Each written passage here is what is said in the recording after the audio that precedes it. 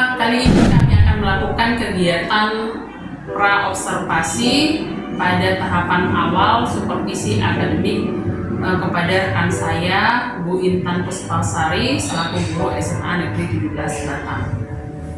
Ibu, Baik, alhamdulillah. saya tidak mengganggu kan Ibu ini? Oh enggak, lagi senggang. Oke. Ibu Intan, kemarin kan beberapa yang lalu tuh saya sudah menyampaikan bahwa saya akan melakukan kegiatan supervisi di kelas Ibu. Jadi kegiatan supervisi ini Ibu tujuannya untuk mengembangkan atau meningkatkan kompetensi sebagai dan juga sebagai refleksi perbaikan atas kualitas pembelajaran di kelas Ibu, sehingga nanti benar-benar melakukan pembelajaran di kelas itu terlebih pembelajaran yang berpihak kepada murid. Nah, kira-kira nih Bu Intan, bagaimana perasaannya ketika tahu bahwa saya akan melakukan supervisi di kelas Ibu, dan hal baik apa yang ingin Ibu harapkan dari kegiatan ini? Perasaan saya kalau ketika Bu Rodame bilang mau supervisi di kelas saya itu senang ya Bu, ya senang, karena kan dengan dilakukannya supervisi nanti harapannya itu kan bisa menjadi peningkatan untuk saya, ya tahu saya kekurangan saya ketika belajar di mana, nanti dia bisa menjadi perbaikan terhadap saya, bisa merefleksi saya sebagai guru, terus juga bisa meningkatkan kompetensi saya. Ibu, jadi harapan Ibu mudah-mudahan nanti di supervisi akademik ini bisa meningkatkan kompetensi Ibu, baik itu di pembelajaran, baik juga nanti terhadap kompetensi pribadi ya Ibu ya. Oke Bu, materi apa yang akan Ibu pada kegiatan supervisi kita kali ini, dan Ibu mata pelajarannya apa? Mata pelajarannya saya fisika, dan materi yang akan saya ambil untuk kegiatan supervisi ke depan itu adalah materi perubahan wujud zat di kelas 11. Oke, ini pelajaran fisika ya Ibu ya, jadi materinya perubahan wujud zat ya Ibu ya. Tujuan pembelajarannya apa Bu? Tujuan pembelajarannya yang pertama itu diharapkan siswa dapat mendeskripsikan peristiwa-peristiwa perubahan wujud zat dalam kehidupan sehari-hari. Yang kedua itu adalah menganalisis faktor-faktor penyebab peristiwa perubahan wujud zat. Oke Bu, dari dua tujuan pembelajaran yang Ibu sampaikan tadi, kira-kira kompetensi apa yang ingin Ibu kembangkan, baik itu untuk murid, baik juga untuk peran Ibu sebagai guru? Untuk murid, kompetensi yang ingin saya kembangkan itu yang pertama adalah keaktifan murid, keaktifan siswa di dalam kegiatan pembelajaran. Yang kedua itu saya ingin mengembangkan kepercayaan diri siswa, ya, biar mereka lebih percaya diri lagi. Terus kerjasamanya, kolaborasi mereka diantar sama teman. Untuk kompetensi yang ingin saya kembangkan dalam diri saya pribadi itu adalah kompetensi bagaimana saya dapat memenuhi kebutuhan siswa di dalam kelas, baik itu kebutuhan dari gaya belajarnya, kebutuhan dari minatnya, terus nanti saya juga nantinya akan membuat proses pembelajaran yang berdiferensiasi untuk memenuhi kebutuhan siswa, dan nanti juga diiringi dengan pendekatan tipe. Bagus itu Bu, keren sekali Bu Intan ya, ada pembelajaran diferensiasi juga dibarengi dengan pembelajaran tipek ya Ibu ya. Nah, untuk mencapai target itu Ibu kira-kira tantangan apa yang akan Ibu hadapi? Kalau tantangan, kita sama tahu ya Bu ya, pelajaran fisika ini kan rata-rata sama siswa ini merupakan pelajaran yang sulit, dipandang sulit. Nah, tantangannya itu adalah bagaimana saya mengemas sebuah proses pembelajaran agar siswa ini nanti ke depannya beranggapan bahwa fisika itu tidak merupakan pelajaran yang sulit lagi. Nah, terus Ibu, persiapan apa saja nih yang akan Ibu lakukan untuk pembelajaran di kelas? Persiapan yang saya lakukan itu yang pertama saya mempersiapkan perangkat pembelajarannya yaitu berupa RPP. RPP berarti di sini nanti akan saya desain RPP-nya berupa RPP berdiferensiasi. Yang kedua itu adalah media pembelajaran. Nah, untuk media pembelajaran ini karena tadi saya ingin membuat proses pembelajaran dengan pendekatan TIPEK, maka nanti saya akan buat beberapa bahan ajar dari Canva ya Bu ya, seperti PowerPoint-nya, terus LKPD-nya. LKPD nanti saya juga akan buat dari Canva, nanti ada video-video di dalamnya biar itu bisa meningkatkan motivasi siswa dalam belajar. Terus nanti di dalamnya saya juga akan buat game Bu, game dari Word Wall. Nanti juga ada akan saya sajikan di dalam proses pembelajaran. Keren ya Bu ya. Mudah-mudahan nanti Ibu bisa di apa namanya itu mudah-mudahan ini bisa dikerjakan dengan semaksimal mungkin ya Bu ya. Ada RPP-nya, media pembelajarannya, kemudian ada game juga di dalam pembelajaran. Kira-kira Bu, untuk indikator pencapaiannya bagaimana? Pencapaiannya yang pertama itu udah pasti hasil belajar siswa ya Bu ya. Kita berharap hasil belajar siswa itu dapat meningkat. Terus yang kedua itu adalah bagaimana siswa ini dapat termotivasi, mempunyai minat lebih terhadap kegiatan pembelajaran, terutama pelajaran fisika. Baik Ibu, berarti nanti dikatakan pembelajaran Ibu itu berhasil apabila hasil belajarnya peserta didiknya meningkat ya, dan juga dibarengi dengan motivasi belajarnya yang sudah mulai membaik gitu ya Bu ya.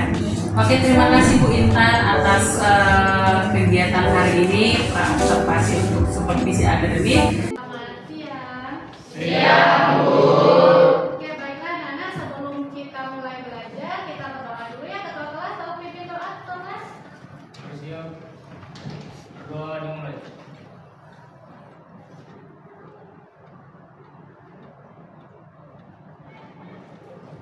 Berdoa selesai, beri salam. Assalamualaikum warahmatullahi wabarakatuh.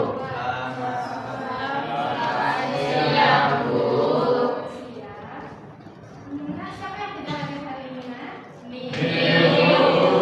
Hadir semua ya, semua alhamdulillah. Siapkan ini ya, siapkan buku-bukunya, kita mulai belajar saja.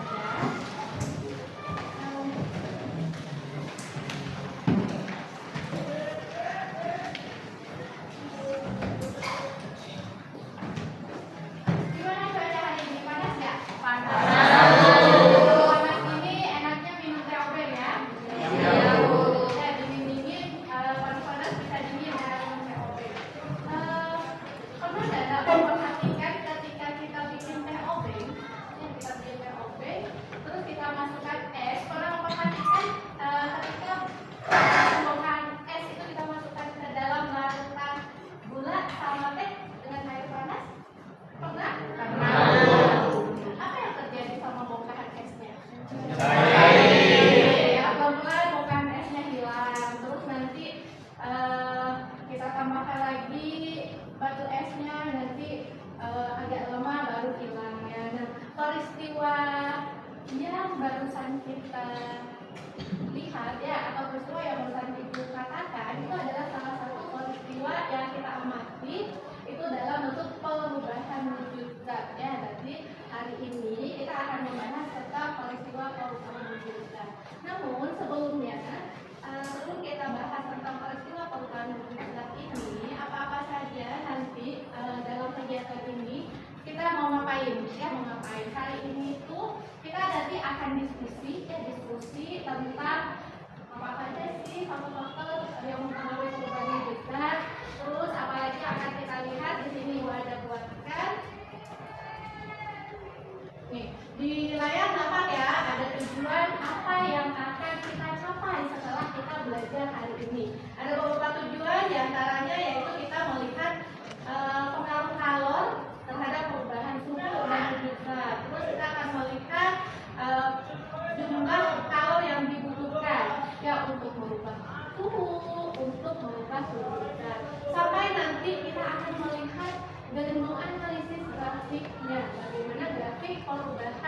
wujud zat ya, dari bentuknya padat, cair, tegas, kita lihat secara detail nanti. Nah, untuk kegiatan kita hari ini, Ibu harapkan anak-anak Ibu masih mengingat tentang kesepakatan kelas kita ya, seperti apa kita yang sudah kita buat sebelumnya.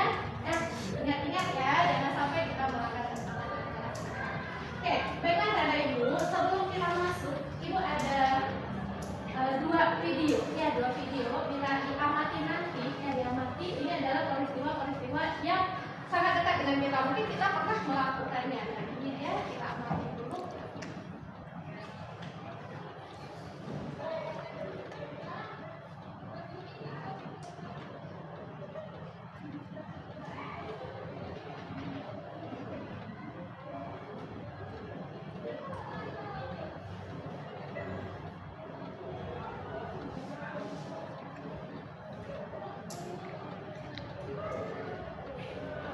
Ibu masak air 0,5 kg dengan menggunakan panci kecil.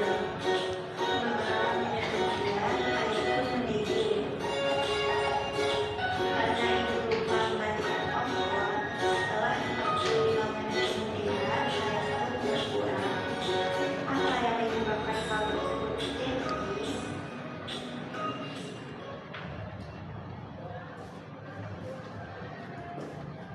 Kira-kira apa yang menyebabkan hal ini terjadi? Karena iya, jadi panaskan air, airnya mendidih. Nah, kalau kita tinggalkan dalam waktu yang lama, tiba-tiba airnya sudah hilang aja. Pernah mengalami nggak? Berarti sering teledor ya. Hati-hati. Nah, kita lihat video berikutnya.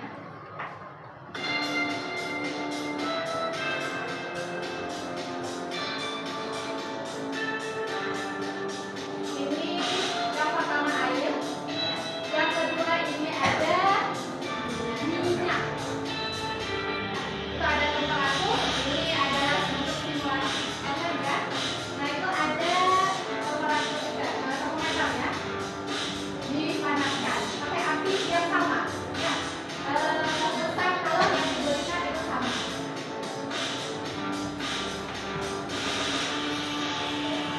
Kita lihat bagaimana kenaikan suhu di keduanya.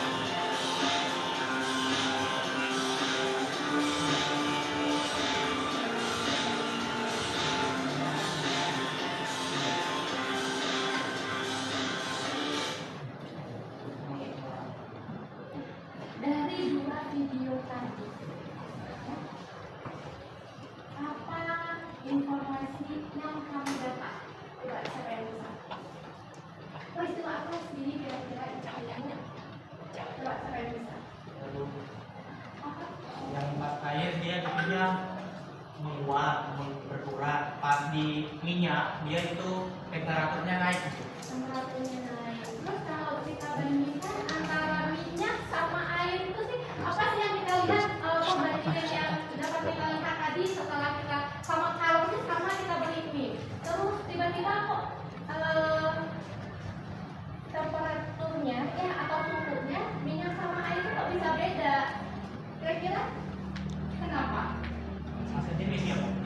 Apa? Masa jenis. Masa jenis karena satu jenisnya minyak, satu jenisnya air ya. Ada lagi kira-kira